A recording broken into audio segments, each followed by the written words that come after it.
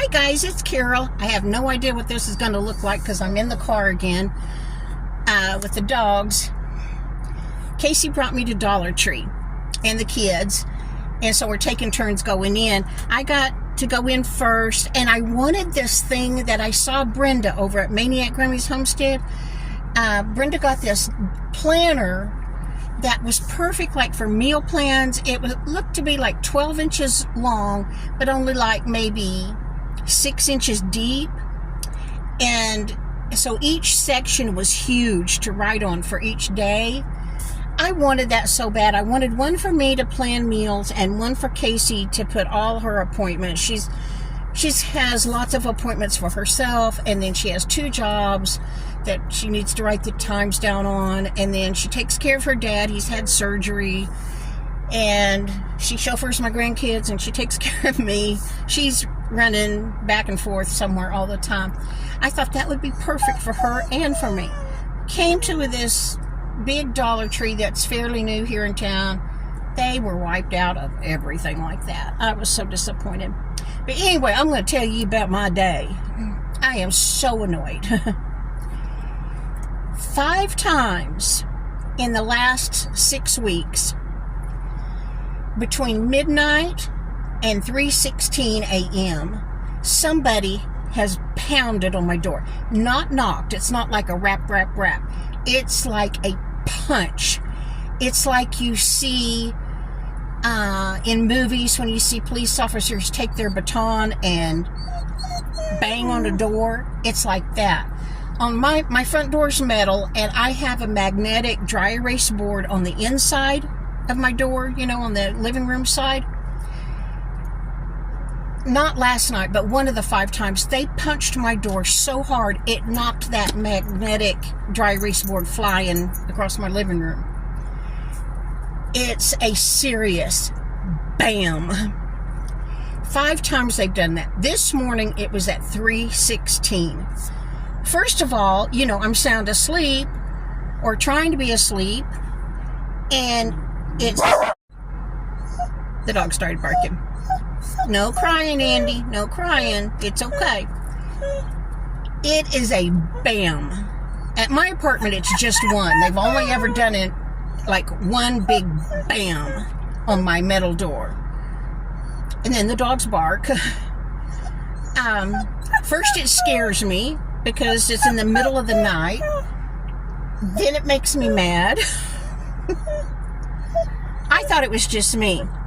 Well, today, the lady that lives above me is about Casey's age. She lives directly across from Casey. She was coming home from somewhere, so I went out there to talk to her and ask her, can she hear that when they bang on my door? She has a teenage daughter, and she said yes, she heard it, and she heard my dogs bark. I'm trying to get where maybe the light's better. Oh, my nose itches. No, that's the worst. Anyway, I was telling her about it, that it's not a knock, it's a bam on my door. And that I've been trying to figure out, by the time I get to the peephole or to a window, there's nobody out there. And I can't figure out what else could be making that pounding on my door other than a human. And I don't know why they are doing it to me. And while we were out there, another lady like my age pulled up and parked and got out, and she came over and she said they did the same thing to her at 3:16, and to another lady farther down on our building, just the old ladies. Isn't that horrible to pick on old ladies and tell Andy don't cry? And I've never called the police because I know they are busy with serious stuff and that there's nothing to see. I can't see anything when I go to the peephole.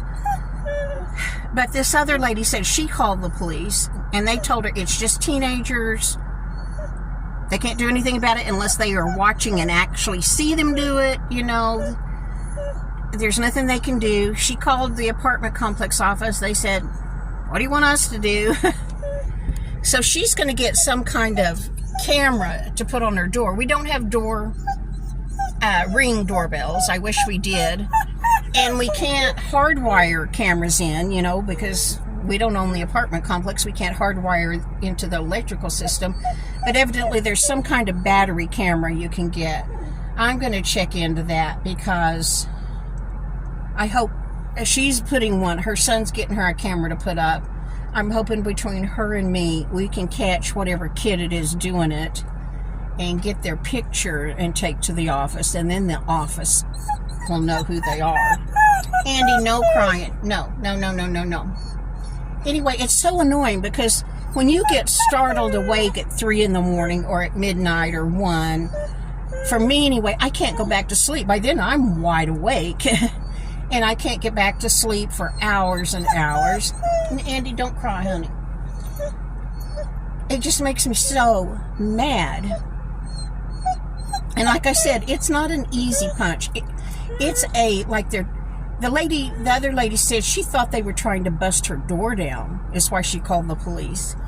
And I told her, as long as that deadbolt is locked in that metal door, they can't bust the door down very easy. A teenager couldn't, I don't think. Because one time the police came and actually busted a door down on the 3rd floor. The lady had the deadbolt locked and a dresser pushed in front of the door. And the police got the door busted down, but it wasn't it took some doing. But anyway, it just makes me so mad that I know it's just kids or young adults and makes me mad. And then poor Casey, her dad's dog cut its leg open. She had to have it at a vet at 8 o'clock to get it sewed up this morning. Got the dog there. Then she had to take her dad for a procedure at the VA by 9, and which was halfway across town. Amarillo is a big city, well, big for this part of the world. And they went through McDonald's to get like a sausage biscuit and some coffee. Poor Casey, they handed her her coffee cup. She took a drink. The lid came off and completely drenched her and burned her chest in a spot. So she had to rush across town, back across town to the apartments, get clean clothes, and then try to get her dad to his appointment on time. That was flying across town. I tell you, we've had a day. But anyway, I have nothing else to make a video about because I stayed up all night. Then I wanted to sleep all day because by then I was dead tired. And then by the time her stepmom got off work and could stay home with her dad, he had a rotor cuff thing, and then he had some other tests and issues. And I tell you, that man has had more surgeries than Anyway, Casey takes care of him a lot too. By the time she got home, she got the kids to come spend the night. And Andy, no. Now we're at Dollar Tree. Well, what's going on in your world? I hope nobody's knocking on your door at 3 in the morning. I guess that is, Andy, don't cry. Don't cry. Mama's coming back. Mama's coming back. Mama's coming back. I'll show you what Casey's car looks like with all her birthday stuff in it. Then I'm going to go. Life is good. I'm just in a gripey mood because I didn't get any sleep. Let me see if I can reverse this. Oh, I can't reverse it. Well, it's filming, evidently. Okay. Well, I'm going to go. I'll see you in the morning. Hope things are good with you. Leave me a thumbs up. Leave me a comment. Tell me what's going on in your world. Tell me if you have any idea how to catch these kids. It's not like I can't sit outside. No, Andy, I can't sit outside. I had told Brenda and I text back and forth. I had told her one time that I like to go sit out on my patio even after dark because that's the only time it's practically cool enough to get out there. But I can't anymore. Anyway, Brenda asked me, wasn't I scared to sit out in the dark? And I told her no. Where Brenda lives, she has bears that come up in her yard. I don't have wildlife like that. It's the two-legged creatures, humans, that I have to worry about. But I'm not going to do that anymore. Not because of these creeps that are pounding on my door, but because all of a sudden we have huge grasshoppers. I hate grasshoppers. And a toad got on my patio. I'm not going to be out there with a toad. Toads freak me out. So I can't sit on my swing and wait for the creepy teenagers to come, because the creepy toads will get me. I'll talk to you in the morning. I'll stick in a picture of Casey's car. Bye. Here's all Casey's sunflower stuff that I got her for her birthday, and there's that. And then that back there, hanging there, is a trash can. And that's Andy. It's Andy Beagle. And Molly.